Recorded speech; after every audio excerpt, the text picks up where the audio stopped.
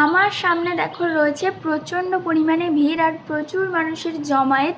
এক পা এগিয়ে যাওয়ার মতো একদমই জায়গা নেই। আর আমি এখন রয়েছি বোলপুর কঙ্কালীতলার মন্দিরে। আমরা প্রায় সকলে জানি ৫১ সতীপীঠের এক ধাম মা কঙ্কালীতলার মন্দির। আর আজকে রয়েছে শ্রাবণ মাসের শেষ সোমবার, বাবার মাথায় জল ঢালার দিন। আর এই যে তোমরা লাইনটা দেখছো, এই লাইনটা শুধুমাত্র জল নেওয়ার জন্য।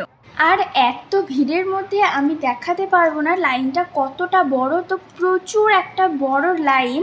আর এই কঙ্কালীতলার ঘাট থেকে সকলে জল নিয়ে যাবে সুরতেশ্বর বাবার মাথায় জল ঢালার জন্য। আর এখান থেকে সুরতেশ্বরের ডিস্টেন্স কম করেও ১৫ কিলোমিটার।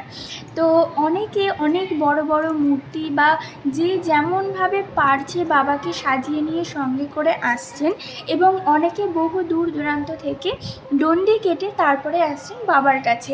তো কথাতে বলে ভক্তিতেই মুক্তি, সত্যি এই জিনিসগুলো দেখলে কিন্তু বোঝা যায়। এখন আমরা চলে এসেছি কঙ্কালীতলার গঙ্গার ঘাটে। আর প্রতিদিন সঠিক টাইম অনুযায়ী এইখানে গঙ্গা আরতি করা হয়। তো এইখান থেকে মানুষ কিন্তু ভক্তির ওপর ভরসা করে অনেক কষ্ট করে অনেক দূর দূরান্ত থেকে এসে এখান থেকে জল নিয়ে স্নান করে তারপর যাবে সুরতেশ্বর বাবার মাথায় জল ঢালার জন্য। আর আমাদের সামনেই যা দেখছি এখন, হ্যাঁ, এই জায়গাটা কঙ্কালীতলার বেশ কিছু আদিযোগীদের কবরস্থান রয়েছে এই জায়গাতে।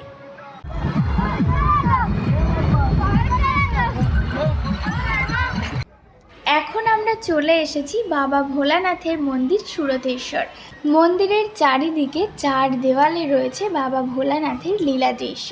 এখানে রয়েছেন স্বয়ং বাবা ভোলানাথ এবং রয়েছেন সঙ্গে মা পার্বতী দেবী।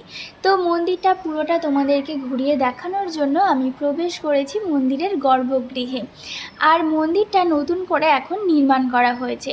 মন্দিরের কাজ বর্তমানে এখনও চলছে, এবং আগে যে বাবা ভোলানাথের মূর্তি এবং মা পার্বতী দেবীর মূর্তি ছিল সেটা পরিবর্তন করে নতুন রূপে তাদেরকে গড়া হয়েছে, এবং বর্তমানে গড়া হয়েছে এই রূপে।